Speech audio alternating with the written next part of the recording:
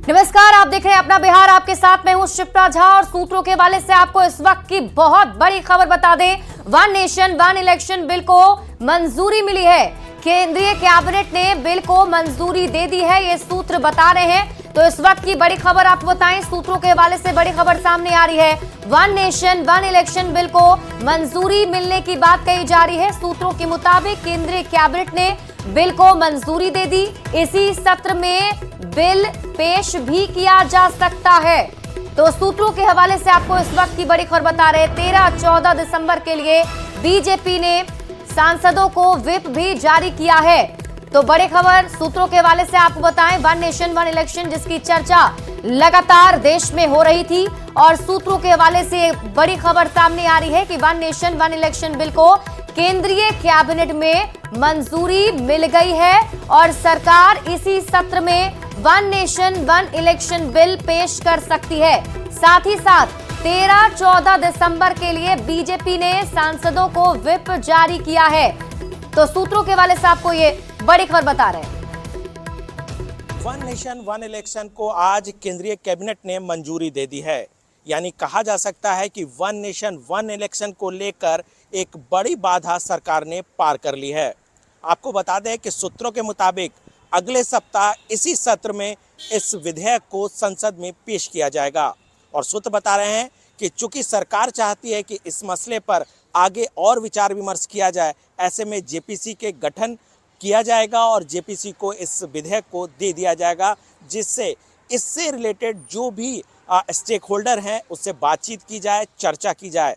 सरकार भी इस बात को बखूबी समझती है कि वन नेशन वन इलेक्शन पे आम सहमति बनाकर ही आगे बढ़ा जा सकता है।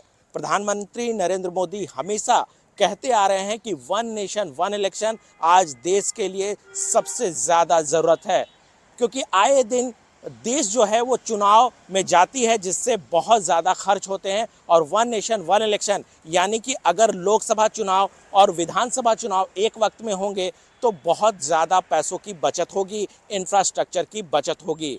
सरकार के सामने चुनौतियां बहुत ज़्यादा हैं, इसके बावजूद सरकार चाहती है कि सभी राजनीतिक दल, सभी स्टेक होल्डर एक साथ मिलकर इस मुद्दे पर आगे बढ़ें।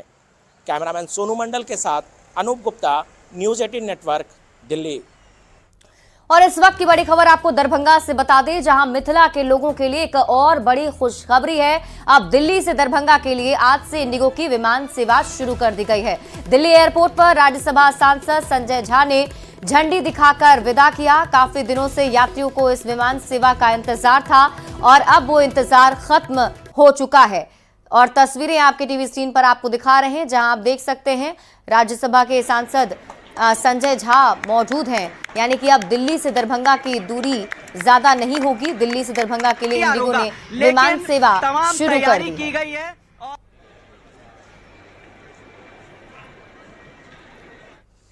और पूर्णिया से बड़ी खबर बताएं, जहां नशा तस्करों पर बड़ी कार्रवाई की गई है। 1 करोड़ का ब्राउन शुगर जब्त किया गया। 5.2 किलो ब्राउन शुगर पकड़ाया है। पुलिस की गिरफ्त में 2 तस्कर भी हैं। रिकी सिंह और रौनक कुमार गिरफ्तार किया गया है। बेलोरी से दोनों तस्कर को गिरफ्तार किया गया। जानकारी के मुताबिक मणिपुर से ब्राउन शुगर लेकर ये पहुंचा था। पूर्णिया में एक कार भी बरामद की गई है।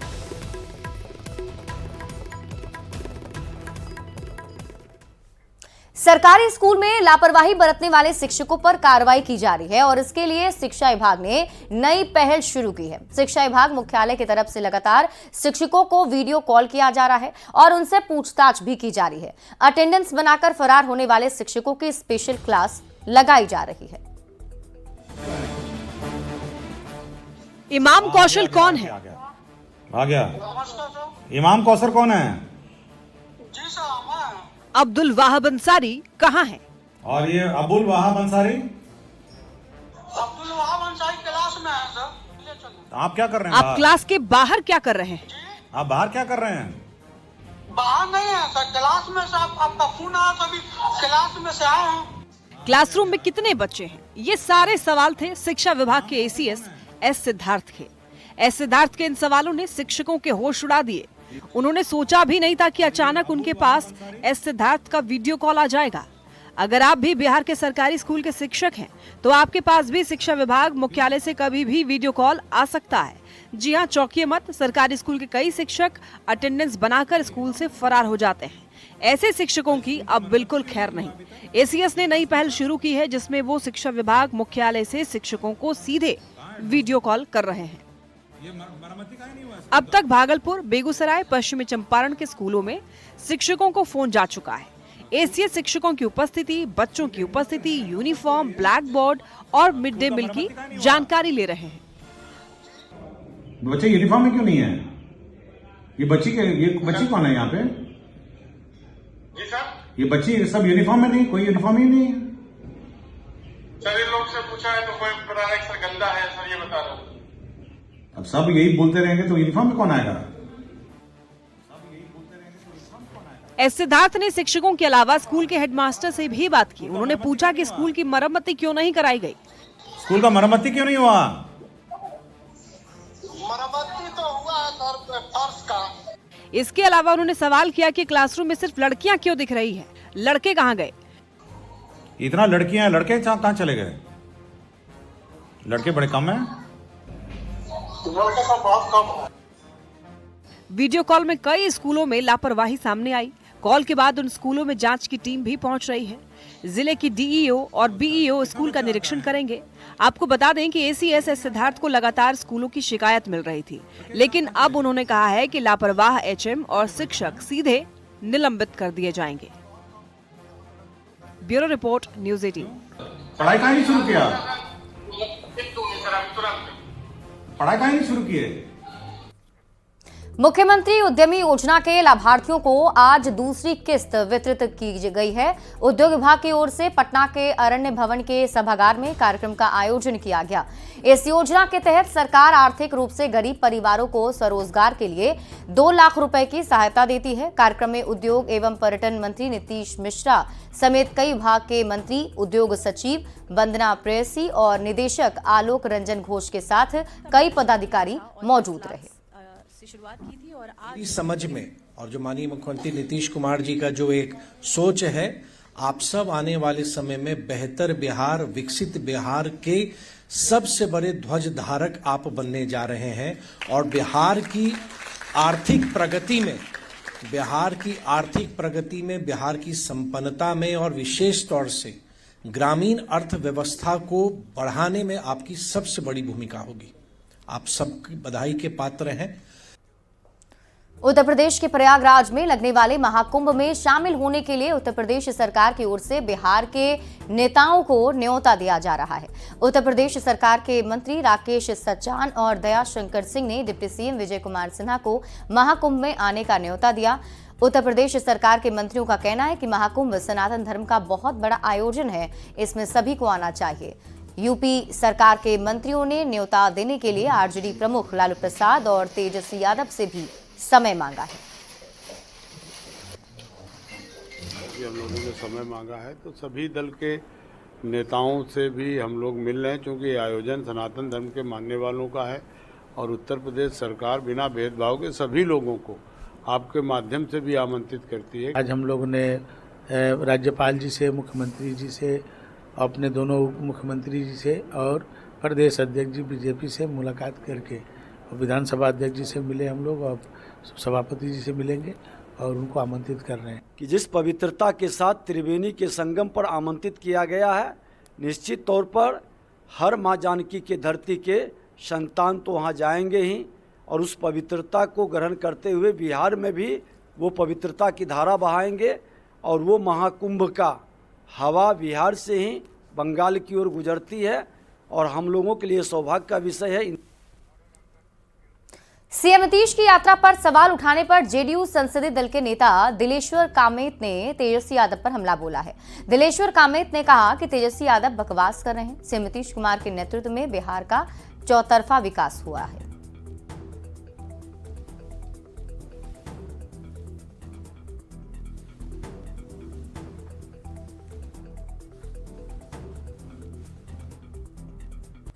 तो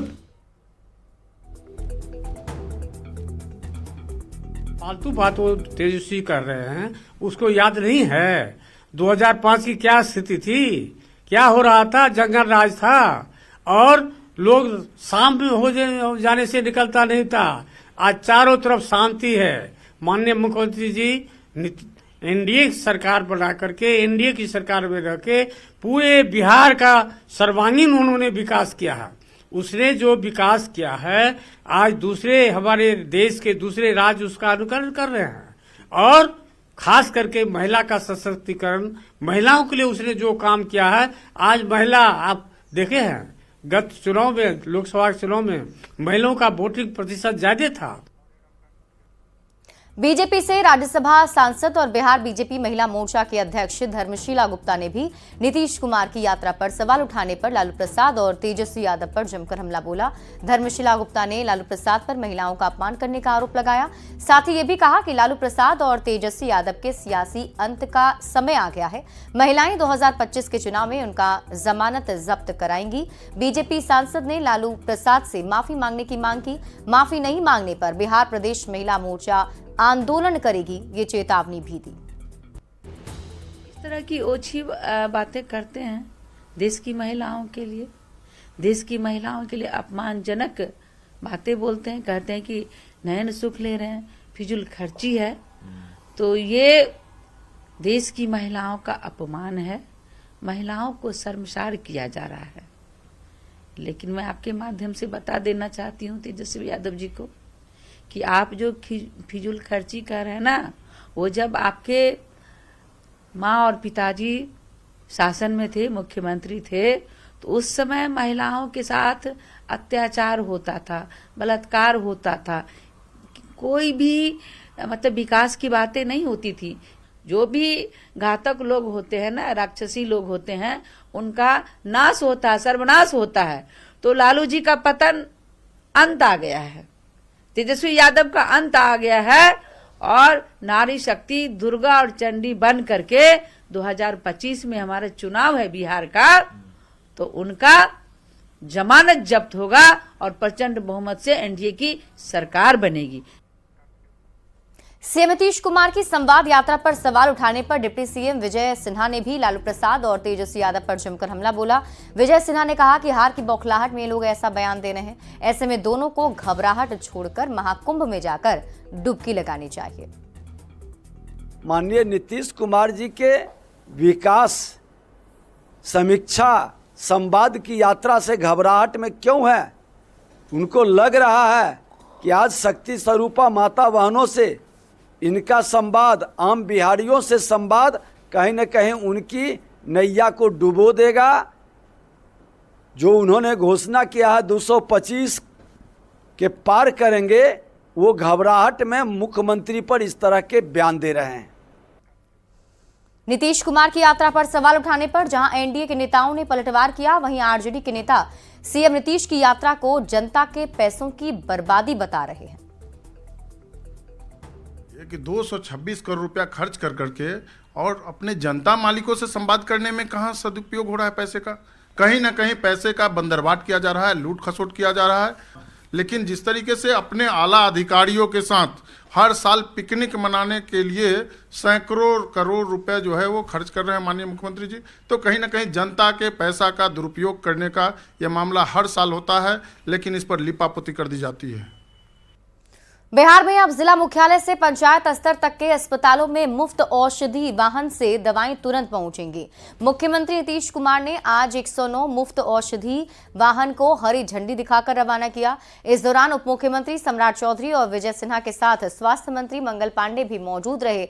इन वाहनों के जरिए सरकार बिहार के गांव कस्बों में लोगों को मुफ्त दवा उपलब्ध करवाएगी। खबर नवादा से है, जहां वारसलीगंज प्रखंड के मोसमा पंचायत में खुदाई के दौरान भगवान बुद्ध की प्राचीन प्रतिमा मिली है। दरअसल मोसमा गढ़ पर पंचायत भवन के निर्माण को लेकर जेसीबी से खुदाई की जा रही थी। इसी दौरान भगवान बुद्ध की 4 फीट की प्राचीन प्रतिमा मिली है, जिससे ग्रामीणों में काफी खुशी का माहौल है। ग्रामीणों ने ढोल बाजे के साथ प्रतिमा की पूजा अर्चना की। पंचायत सरकार भवन बनने के दौरान गड्ढा खुदाई के क्रम में एक गौतम बुद्ध की 3-4 फीट की प्रतिमा निकली है, मैं तो ये समझता हूँ कि वो हमारे पंचायत में एक शांति का संदेश देने के लिए आए हैं। और ये गड्ढा 12 फीट के खुदाई के दरमियान मिला है। 12 फीट नीचे था ये मूर्ति दबा हुआ, और वो आज यहाँ आए और बाहर निकाला गया, और हम लोगों ने उनको बहुत अच्छे तरीके से उनको रखा और उनको फिर दोबारा उनको स्थापित करने के लिए मैं तो कहूँगा एक शांति स्तूप स्थापित किया जाए, जिससे कि हमारे महात्मा बुद्ध के विचारों पे चलने वाले का भी एक मार्गदर्शन मिल सके। खबर पूर्णिया से है, जहां के आलू किसान बंगाल सरकार की नीतियों के कारण काफी परेशान हैं। गुलाब बाग मंडी में अचानक आलू का रेट गिर जाने के कारण किसानों के आलू कोई खरीद नहीं रहे। आलू प्याज व्यापारी का कहना है कि पश्चिम बंगाल सरकार के आलू के आने पर रोक लगाने के कारण पहले लोगों को महंगे दामों पर आलू खरीदना पड़ा, लेकिन अब जब किसानों के खेत में बड़े पैमाने पर आलू की उपज हो गई तो पश्चिम बंगाल में स्लॉट रोके जाने के कारण आलू बांग्लादेश भेजना मुश्किल हो रहा है, जिस कारण किसान के आलू गुलाब बाग मंडी में सड़ रहे हैं और व्यापारी भी उन्हें खरीदने के लिए तैयार नहीं है। किसान केंद्र सरकार से मांग कर रहे हैं कि बंगाल सरकार से पहल कर आलू को बांग्लादेश भिजवाने की कोशिश की जाए। जब हम लोग का प्रोडक्ट हुआ कोसी सीमांचल का कि आलू यहाँ से मतलब एक एक दिन में 500-500 ट्रक लोड होता है। यहाँ 2 ही खेती होता है, मक्का आलू मखाना। अब आलू की खेती शुरुआत हुई तो हम लोग का भी आलू बांग्लादेश जाने नहीं दिया जा रहा है। ममता दीदी ने स्लॉट देना बंद कर दिया है, जबकि केंद्र सरकार का ऑर्डर है जाने का और बांग्लादेश भी कोई मना ही नहीं किया है। लेकिन बीच में ममता दीदी जो है वो स्लॉट नहीं दे रही है, जिसके कारण हम लोग का किसान का आलू नहीं जा सकता बांग्लादेश और किसान मरेंगे। अभी 40 रुपये किलो खाया, अभी 15 रुपये से 20 रुपये किलो हो गया। समस्या ये कि हमारे पास 20 से 30 एकड़ जमीन है, इसके भी हम आलू लगाए थे, जिसके कारण हम मंडी लाने के बाद सोचे अच्छी मुनाफा के कारण हम बेच लेंगे। पता चला कि यहाँ मुनाफा के चक्कर में बांग्लादेश आलू नहीं जाने के चक्कर में हमारे आलू के दाम यहाँ किसान लोग या व्यापारी लोग यहाँ पे नहीं लगा रहे, इसके कारण हम बांग्लादेश आलू यहाँ पे व्यापारी लोग आलू नहीं ले पा रहे। इनके कारण उचित मूल्य के जो आलू होना चाहिए वो आलू यहाँ पे नहीं ले रहे, जिसके कारण बिक्री नहीं हो रहा। हम लोग क्या करें। और आपको सीधे लिए चलते हैं मुख्यमंत्री नीतीश कुमार के कार्यक्रम में। पटना में महावीर बाल कैंसर संस्थान का शिलान्यास मुख्यमंत्री ने किया है। फुलवारी शरीफ में से नीतीश कुमार के फिलहाल मौजूदगी है। सीधी तस्वीर अपने टीवी स्क्रीन पर आप देख रहे हैं। सीएम नीतीश कुमार आला अधिकारियों के साथ यहां पहुंचे हुए हैं और महावीर बाल कैंसर संस्थान का शिलान्यास मुख्यमंत्री ने किया है। तस्वीरें आपके टीवी स्क्रीन पर फुलवारी शरीफ की हम दिखा रहे हैं, जहां सीएम नीतीश कुमार की मौजूदगी है। आपको बता दें, महावीर कैंसर संस्थान जो चल रहे हैं पटना में, उसी का एक और नया जो है रूप देखने को मिलेगा। इसमें महावीर बाल कैंसर संस्थान का शिलान्यास मुख्यमंत्री करने वाले हैं।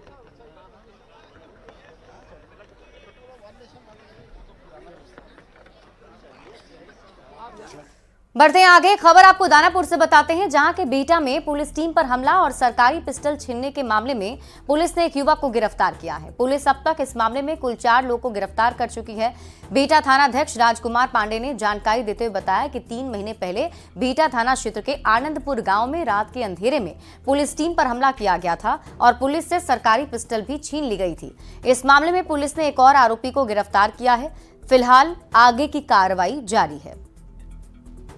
जो है क्या ये लोग जो है किया था, पुलिस बल के साथ लोग उलझ गए थे तथा उनका पिस्टल छीनने का प्रयास लोग किए थे। हाँ, कुछ पुलिसकर्मियों को हल्की चोटें भी आई थी। इसी के मामले में इनको गिरफ्तार की गई। और लोगों की गिरफ्तारी? हाँ, और लोगों की गिरफ्तारी की जाएगी। पूर्व में भी की गई थी। कितने लोगों की गिरफ्तारी की गई? पूर्व में 3 लोगों की गिरफ्तारी की गई थी। अभी इनकी और भी की जाएगी। और एक बार फिर से आपको लिए चलते हैं राजधानी पटना के फुलवारी शरीफ, जहां सीएम नीतीश कुमार पहुंचे हुए हैं और ये तस्वीर हम आपको दिखा रहे हैं। दरअसल आज मुख्यमंत्री यहां पर महावीर बाल कैंसर संस्थान का शिलान्यास करने पहुंचे हैं और ये तस्वीरों में आप देख सकते हैं कि सीएम नीतीश कुमार वहां मौजूद हैं और वो इसका शिलान्यास कर रहे हैं। मंत्री अशोक चौधरी समेत कई अधिकारी सीएम नीतीश कुमार के साथ मौजूद हैं। फुलवारी शरीफ में पहले ही महावीर कैंसर संस्थान के तहत हॉस्पिटल चलाए जा रहे हैं।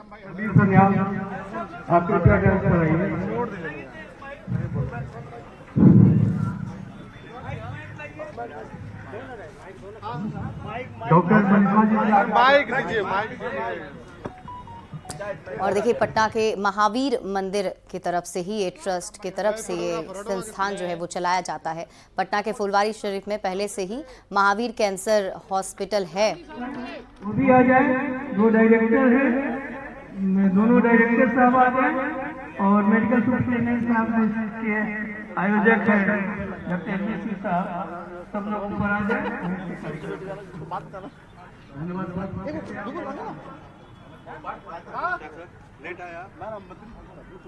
सबसे पहले अनुरोध होगा कि डॉक्टर मनीषा सिंह जी जो डायरेक्टर मेडिकल डायरेक्टर है, ये अपना इस अस्पताल की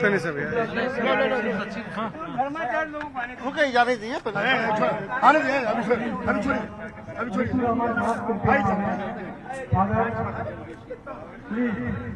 जितने भी गुरु हैं विभिन्न धर्म के, आप स्वागत हमारे साथ भाई। अरे कैसे हैं? ठीक है, ठीक ठीक ठीक। एकदम मैंने बचपन से तो अभी आप महावीर कैंसर संस्थान के प्रमुख आचार्य किशोर कुणाल को सुन रहे थे, जो आपको तस्वीरों में भी नजर आ रहे हैं।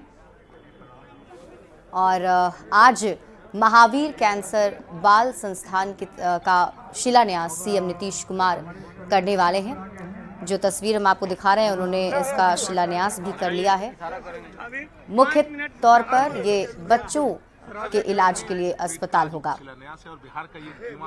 नहीं, महावीर मंदिर न्यास का 10वां अस्पताल है और महावीर कैंसर संस्थान का 26वां सालगिरह है। इस अवसर पर हम लोगों की बहुत दिनों से तमन्ना थी कि बच्चों के लिए एक्सक्लूसिव कैंसर हॉस्पिटल, देश का पहला हॉस्पिटल शुरू होगा और यह मुफ्त होगा। तो किशोर कुणाल को सुन रहे थे आप, जिन्होंने बताया कि जो महावीर बाल कैंसर संस्थान जिसका शिलान्यास किया गया है, उसकी क्या कुछ खूबियां होंगी, किस तरीके से वो काम करेगा। फिलहाल इस बुलेटिन में अभी के लिए बस